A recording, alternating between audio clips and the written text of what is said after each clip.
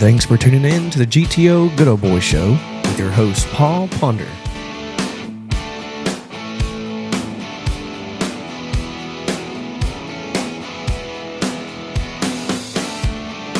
New weekly episodes right here on YouTube and Fix TV.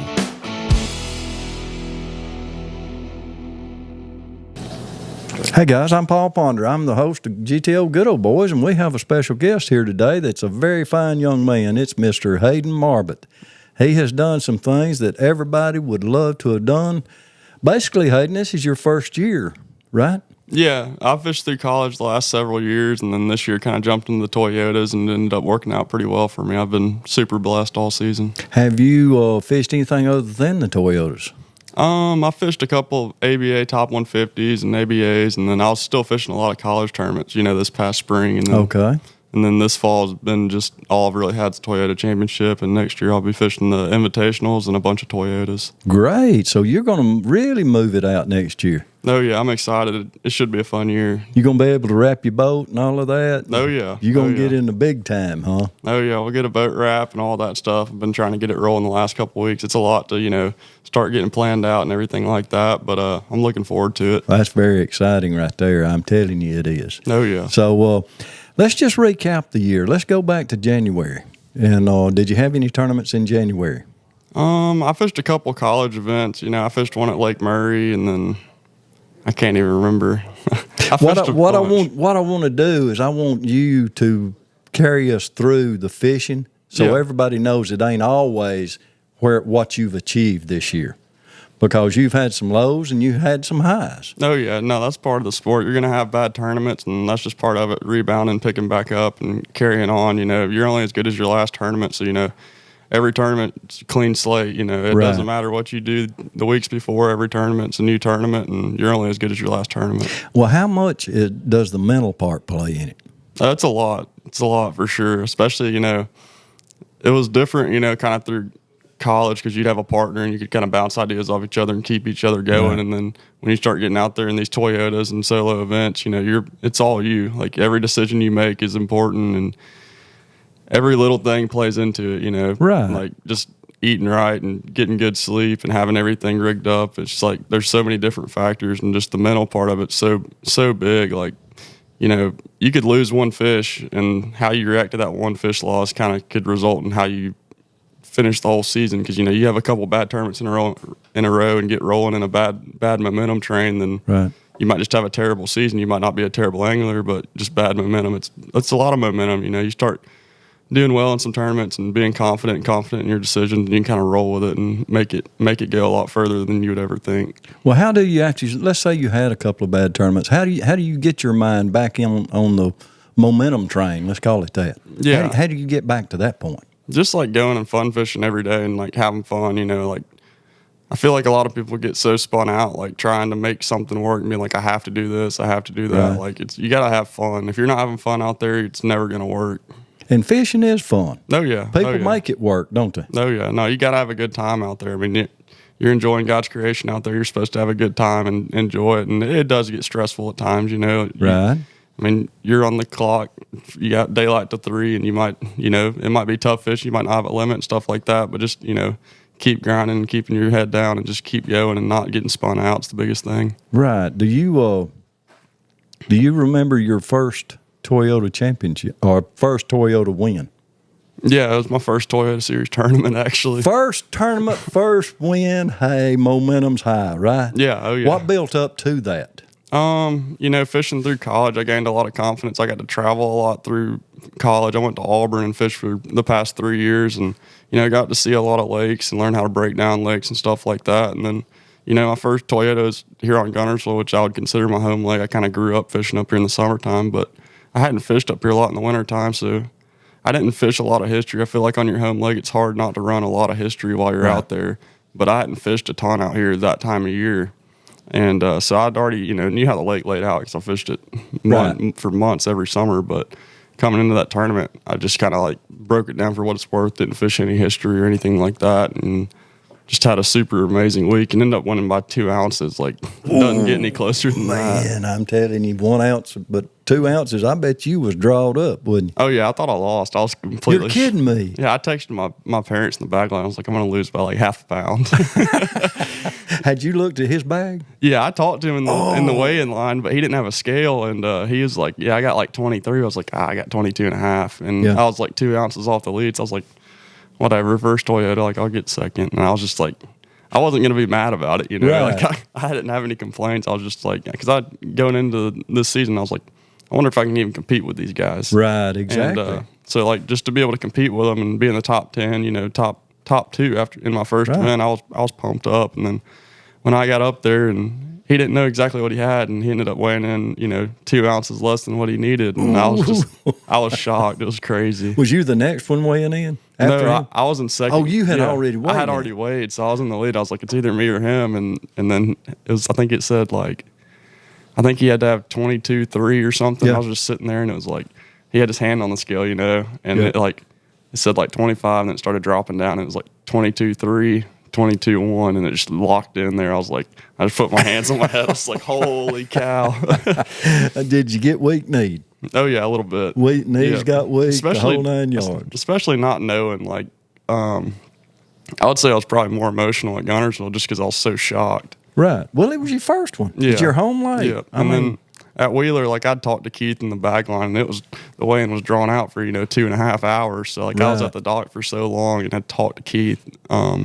So I kind of knew I was going to win, and I didn't get quite as emotional at Wheeler, but Wheeler was just special because we do a family reunion every year at Gunnersville State Park and rent out like 10 of the cabins. And wow. So we had like 46 of my family members there. At the championship? Yeah. And at Wheeler? Yep. And it just happened to be scheduled the same week as our family reunion. So, Lord the last day, I had the biggest crowd out there, like it was crazy. Like I had so many people, and it just meant so much more to me because I knew for like 6 months, it's like this tournament's the same week as my family reunion. I was like, it would be cool to have all them there. It would, like some of them had never been to a weigh-in. Some of them are in bad health, and it's just like I had like a different level of want for that one. Right, I feel like exactly.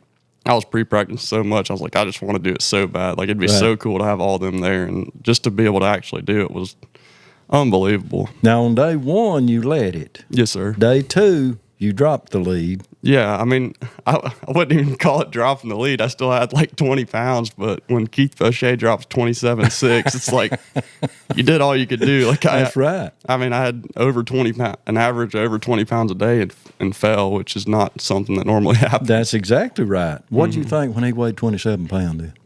I was a little worried. Was you? But it was like. How did you deal with it mentally? Because I know it got in your head. Not really. I don't. Good. It's kind of hard to shake me. I don't really get in my head too bad. I don't know. I feel like I've fished a lot of tournaments now, and I don't really get.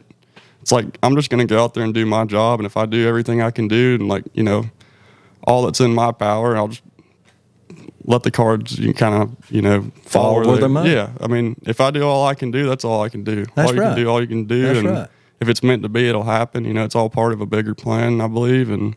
I try not to worry about any of the, conditions I can't control. I'll try to just control the controllables and go fishing.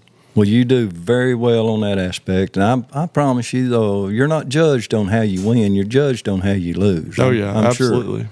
And so you lose better than what you win. No, yeah, and you're going to lose a whole lot more in this sport than you are going to win. That's it. And for it to, you keep that momentum up, it can be tough. Mm-hmm. I can see where people get disgusted, and they know they're a better angler than what they are, and things don't, the cards don't fall where they're supposed to. And so, but you guys, if you want to mimic somebody, right here's the man to do it. He's calm, he's collect, he knows how to lose, he knows how to win. I mean, just look at him. He's fixing to be big in this fishing industry. And, I'm going to say that and be the first one to say that between him and Fisher and Naya, it's going to be good. It's going to be fun to watch y'all go head to head. Oh, yeah. Me and Fisher had a bunch of competition. We'd joke about it all year in the Toyotas just because, every tournament, it was like we were just we'd, be jumping each other day to day, especially at Chickamauga in the last one. We were, first, and he was second after the first day, and then I fell to, 5th, and he jumped to 3rd, and then It was like we were just going back and forth all season. Then we ended up like second and third in the points. Right? Wow, that is great. That is good. And for you to have somebody that you can talk to like that, that's real good. Oh yeah. And so, guys, this is two young men that have come a long, long way, and I'm very proud of you. I appreciate it. I am very proud of you, especially how you handle yourself, how you get the points across. And what are you planning on fishing this coming up year? I've been making a schedule the last couple of weeks. So with the Toyota Series Championship win, I get to go fish Red Crest out here, which is super cool. So I ain't gonna say it. You can't say anything because I'm off limits. I can't say nothing. But I'm excited for that one. It'll be cool. It'll be cool to fish against guys I've looked up to my whole life. It'll definitely be interesting with the format change. With you'll get live scope for one period, and then just the every fish counts format. So it'll be different kind of how I approach that tournament, and I'll have to think about that a lot. And then I'll have 6 invitationals.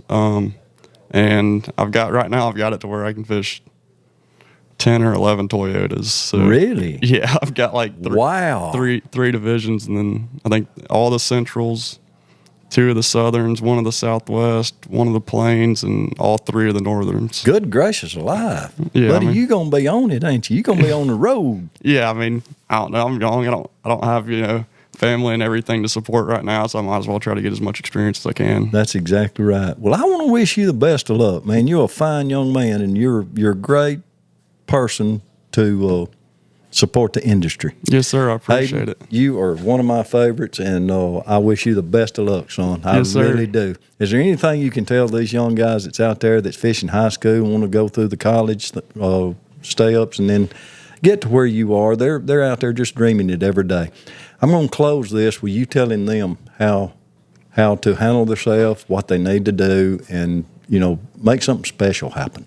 Yeah, you really just got to do you. I think everyone's got their own path that they're on, and no 2 people's path's going to be the same. But for me, I just fished a lot, and I was lucky. COVID happened my junior year of high school, so I was getting to fish 5 days a week through my last 2 years of high school, and then went to Auburn, and Auburn was really good for me. I got to learn a lot in college fishing, and just travel a lot with all my buddies. And we had a student-ran team, so I got to learn a lot of the business side of the industry, like working with sponsors and booking hotel rooms and just doing all the stuff you don't really think about. And that helped me out a lot. And then I fished through college and saw some success some places, and I was like, I want to jump into the Toyotas. You kind of got to feel it out. There's no like, hey, whenever you're halfway through college, jump in the Toyotas, or whenever you're done with college, everyone's on their own path, and you just kind of got to feel it out. And whenever stuff starts feeling right, you just got to go with your gut.